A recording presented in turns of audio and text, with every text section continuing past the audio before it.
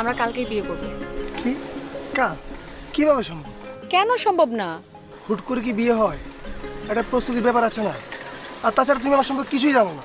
তোমার সম্পর্কে আমার যতটুকু জানা দরকার ছিল আমি জেনেছি। আর তোমার কি আছে না আছে সেটা দিয়ে আমি কি করব? তারপরেও আত্মীয় স্বজন মা বাবা সবাইকে জানাতে হবে। একটা মেয়েকে যখন আই লাভ ইউ বলা হয় তখন বাবা মা আত্মীয় স্বজন কাউকে লাগে না। বিয়ের কথা বললে যত সমস্যা তোমাদের ছেলেদের। আমি ছোট একটা জব করি, যে স্যালারি পাই সেই স্যালারিতে আমার নিজের চলতেই কষ্ট হয়ে যায়। চলা নিয়ে তোমার চিন্তা করতে হবে না। আমি আমার বাবার একমাত্র মেয়ে, আমাদের কোনো সমস্যা হবে না চলতে।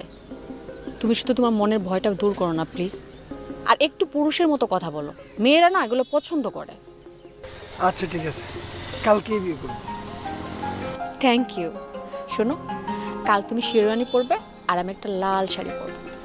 আমার এক ক্লোজ বন্ধু আছে, তাকে নিয়ে আসবো। বন্ধু? হ্যাঁ।